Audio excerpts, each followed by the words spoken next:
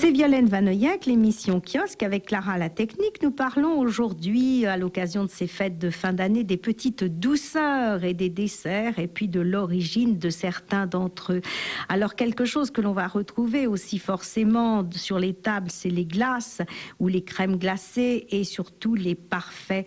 Les crèmes glacées au café qui semblaient apparaître à l'époque de Napoléon III et qui faisaient donc le plaisir de tous ceux qui aimaient la glace. Je vous rappelle que Napoléon Ier aimait beaucoup tout ce qui était glacé. Donc sous l'Empire et le Second Empire, ils sont très nombreux ceux qui apprécient le parfait. En tous les cas, la plupart des Français découvrent ces parfaits au café ou au chocolat dans les cafés de la capitale.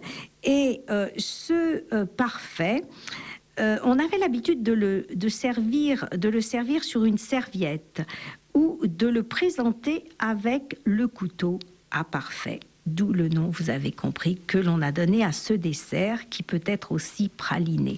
Donc cette glace s'appelle le parfait parce qu'elle était servie avec un couteau à parfait. Et pendant de nombreuses années, les invités avaient coutume d'apporter eux-mêmes leur couteau lorsqu'ils allaient manger chez des amis.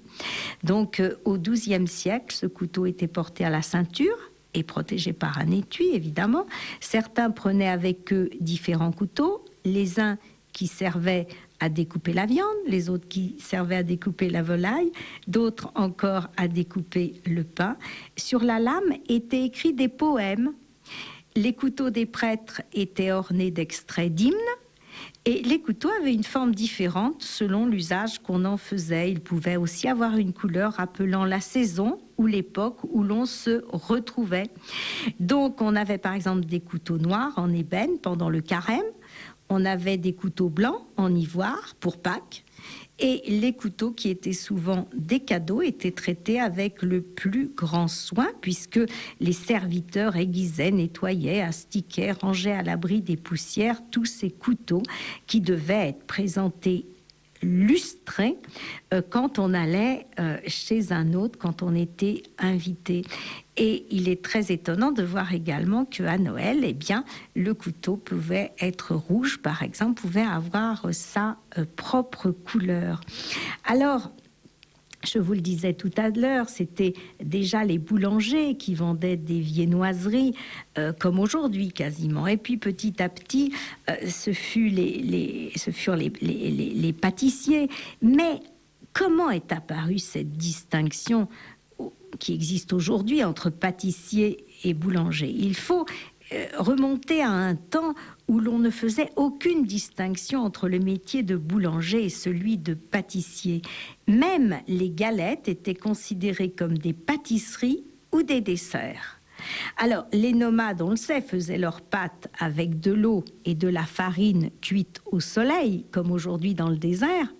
Et tous les anciens le faisaient ainsi.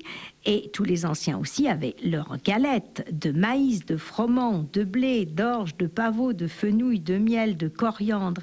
Eh bien, au XIIe siècle, les gâteaux donc étaient de simples galettes comme avant. On y ajoutait quelques épices. Les boulangers pouvaient aussi préparer des pâtés de volaille, de légumes et de fromage. Aujourd'hui, on trouve plutôt ça chez les traiteurs. Alors, au Moyen-Âge, on mangeait évidemment beaucoup de tourtes aux légumes et au fromage. Les tourtes sont revenues un petit peu à la mode et les pâtissiers étaient plutôt les traiteurs donc d'aujourd'hui.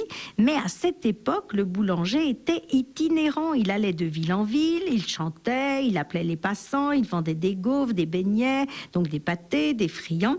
Et au XIIIe siècle, les boulangers, qui avaient beaucoup trop de privilèges aux yeux de certains, ont dû limiter leur création à des produits précis. Donc on a fait une loi disant que au XVe siècle, les pâtissiers avaient seuls le droit de faire les pâtés de poisson, de fromage et de viande. Ils pouvaient aussi vendre des boissons, des ragoûts, du nougat, mais ils étaient distingués des boulangers. Et leur métier était au XVIe siècle strictement réglementé et contrôlé en permanence, car ils recevaient des amendes s'ils vendaient du pain rassis, s'ils vendaient des pâtés toute la journée, s'ils dérogeaient à leurs règles,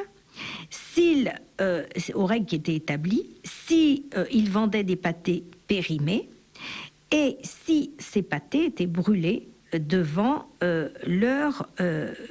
et préparés et brûlés devant leur boutique. Alors, si jamais les produits étaient mauvais ou rassis ou autres, eh bien, il fallait qu'ils soient détruits au vu de tous. Donc, les pâtissiers les plus fameux à l'époque étaient Mignot à Paris, Ragueneau, Vatel, qui a créé la crème chantilly, Legzinski, qui était le créateur du baba et le roi du baba au rhum, Rouget, l'empereur du millefeuille. Il y avait les 3 frères Julien pour leur savarin ou pour leurs biscuits au sirop.